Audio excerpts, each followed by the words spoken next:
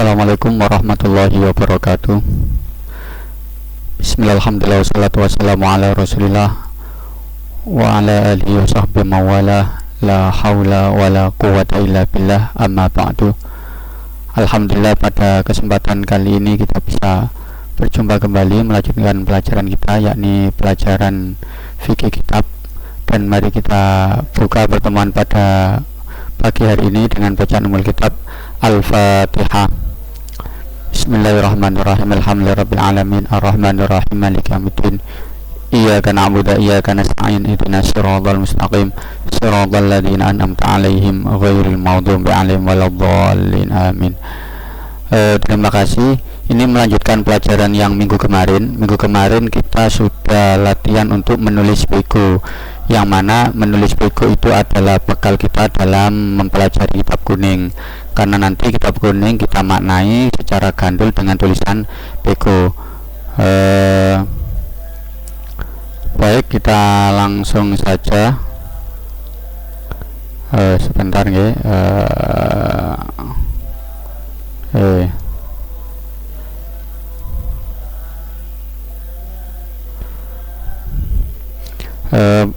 Baik, ini langsung saja kita latihan untuk belajar tentang simbol-simbol dalam memaknai kitab kuning. Jadi dalam memaknai kitab kuning nanti kita akan menggunakan simbol-simbol ini untuk meringkas sebuah makna. Seperti apa sih? Ya, nanti kita pelan-pelan lah, nggak usah khawatir ya. Yang pertama yaitu simbol mem. Mem ini kalau dalam bahasa Jawa diartikan utawi, atau dalam bahasa Indonesia bermakna adapun. Kemudian yang kedua kho. Kho ini bermakna iku, atau dalam bahasa Indonesia itu atau adalah. Kemudian yang ketiga jim. Jim ini diartikan mongko, atau dalam bahasa Indonesianya maka. Kemudian do ini dimaknai ing dalem. Ing dalem itu kalau bahasa Indonesianya di dalam atau pada. Kemudian fa panjang ini bermakna sopo, atau dalam bahasa Indonesianya siapa. Kemudian fa pendek ini opo, dalam bahasa Indonesianya apa. Ini digunakan untuk barang. Kalau siapa tadi untuk orang, kalau apa ini untuk barang. Kemudian mimfa. Mimfa ini diartikan ing, atau dalam bahasa Indonesianya kepada. Kemudian selanjutnya kita agak cepat saja, nanti ya memang agak sulit lah, tapi nggak masalah, pelan-pelan. Yang kedua, yang selanjutnya ke-8 ini hak. Hak panjang ini diartikan hale, dalam bahasa Indonesianya bermakna dengan. Kemudian nun atau sod ini diartikan kang, dalam bahasa Indonesianya yang. Kemudian ba'dal ini artinya rupane, atau dalam bahasa Indonesianya rupanya atau ternyata. Kemudian takmim ini apane, atau dalam bahasa Indonesianya apanya atau yakni. Kemudian ain ini karena atau krono. Kemudian mim sama ain ini sartane atau beserta. Kemudian mim to ini kelawan atau dengan. Mohon maaf ya, saya melihatnya ini agak ke kanan saya, maksudnya ini saya lihat monitor soalnya, jadi nggak lihat kamera melainkan lihat monitor. Sekarang kita masuk ke pembahasan inti. Nah, kita akan membahas kitab Thaharati. Kitab Thaharati ini kitab tentang bersuci. Suci ini inti dari segala ibadah, kita harus suci. Baik, ini di dalam kitab Matan Waya wa Takrib ini ada bab Thaharo. Isinya seperti ini, ada Arab ini. Nanti kita baca. Jadi nanti saya baca, kemudian kalian ikuti. Ini nanti akan ada makna gandulnya seperti ini. Nah, ini ada mim, ada nun, ada mim to, tadi simbol-simbol yang kita bahas di sini tadi. Nah, ini sekarang kita praktekkan. Ikuti bacaan saya saja ya, ikuti. Baik yang paham bahasa Jawa maupun tidak masalah. Pokoknya ikuti saja. Boleh mengikuti baca dalam hati, boleh mengikuti bacaan saya secara bersuara, malah lebih bagus ya. Tapi yang enak ya memang bersuara. Kalau misalkan takut rame ya dalam hati aja, nggak apa-apa, yang penting ikuti. Bismillahirrahmanirrahim. Kitab Thaharati. Almiyahu utawi piro-piro banyu. Al yajuzu wenang biha kelawan alati. Ini ada simbol ini artinya rujuk itu berarti kembali ke kalimat sebelumnya yang ada lambangnya yang sama. Karena lambang ini saya taruh di lafadz alati, maka biha diartikan biha kelawan alati. Opo at-tadhiru sesuci iku sab'u miyahin pitu piro-piro banyu. Rupane ma'usamai banyu langit, wa ma'ul bahri lan banyu laut, wa ma'un nahri lan banyu kali, wa ma'ul bi'ri lan banyu sumber, wa ma'ul aini lan banyu wa ma'ul bi'ri lan banyu sumur, wa ma'ul aini lan banyu sumber, wa ma'us salji lan banyu es, wa ma'ul barodi lan banyu embun. Tak ulangi lagi. Di sini ada logo mem. Tadi mem diartikan utawi, nun diartikan kang, mem tok diartikan kelawan, dan seterusnya. Jadi cara membaca kitab kuning itu seperti itu. Kita ulang-ulang terus, nanti lama-lama akan lancar. Mungkin sekali dua kali kita kesulitan, tapi nanti karena kita ini di pesantren sudah terbiasa, nanti saya yakin kalian bisa. Untuk yang belum bisa bahasa Indonesia tidak masalah ya, nanti akan terbawa sendiri, akan bisa sendiri. Oke, sekarang kita artikan almiyahu utawi piro-piro banyu. Banyu itu dalam bahasa Indonesia diartikan air.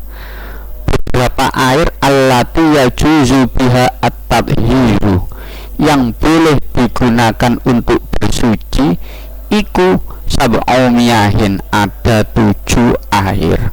Jadi ada 7 macam air yang boleh digunakan untuk bersuci. Oke, langsung ke keterangannya saja ya.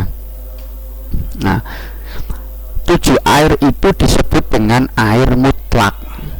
Apa sih air mutlak itu? Yaitu air yang bisa digunakan untuk bersuci, baik wudhu, mandi, cuci baju, cuci piring, dan bersuci-suci yang lain. Itu disebut air mutlak. Lah, air mutlak ini macamnya ada 7. Yang pertama tadi ma'us samai, banyu langit, kayak lagunya Didi Kempot yang viral itu ya. Banyu langit atau air hujan. Air langit ya mestinya air hujan ya, air yang turun dari langit. Ini air termasuk air mutlak, bisa digunakan untuk bersuci. Kalian mau bersuci mandi pakai air hujan, silahkan, boleh. Yang kedua yaitu air laut. Air laut ini bisa digunakan untuk bersuci walaupun rasanya asin ya, tapi hukumnya suci. Kalian boleh berwudu, mandi pakai air laut. Misalkan lagi berlayar, kemudian masuk waktu sholat, kalian mau nyari air yang tawar tidak ada, maka kalian wudu pakai air laut boleh ya, karena memang hukumnya suci dan mensucikan atau air mutlak. Kemudian yang ketiga air sungai. Ini tentunya sungai yang masih alami, bukan sungai yang sudah tercampur limbah. Kebanyakan di Indonesia ini sungai sudah banyak yang tercampur limbah, sudah nggak warna jernih lagi airnya, tetapi sudah keruh, bahkan ada yang hitam. Yang dimaksud air sungai di sini adalah air sungai yang masih asli. Itu bisa digunakan untuk bersuci. Kemudian yang keempat air sumur. Kalian semua pasti sudah tahu sumur, meskipun sekarang sumur sangat langka, karena rata-rata sekarang rumah perumahan sudah menggunakan air PDAM atau air sumur bor, jadi kecil. Kalau dulu sumur tuh lebar-lebar, kalau sekarang sumur bor kecil. Tapi itu hukumnya juga suci, air sumur, dan bisa digunakan untuk bersuci. Kemudian yang kelima yaitu air sumber. Air sumber ini air yang menyumber dari dalam tanah. berbeda dengan sumur, meskipun sebenarnya dua-duanya ini sama-sama nyumber dari tanah. Hanya saja kalau sumur ini biasanya memang sudah ada tempatnya tersendiri, tapi kalau air sumber ini biasanya di daerah pegunungan, di daerah yang dataran tinggi ini banyak air sumber. Ini bisa digunakan untuk bersuci. Kemudian yang keenam ini air salju atau es. Kalau di Indonesia ini nggak ada salju, tapi kalau di Eropa, di negara-negara barat sana banyak sekali salju. Loh, apa bisa kita bersuci menggunakan air salju? Ketika sudah mencair. Jadi air salju terus kalian kumpulkan, ketika sudah mencair itu hukumnya suci dan mensucikan, bisa digunakan untuk wudhu, mandi dan lain-lain. Kalau posisinya masih beku ya tidak bisa, ya sulit, tapi tetap itu hukumnya suci.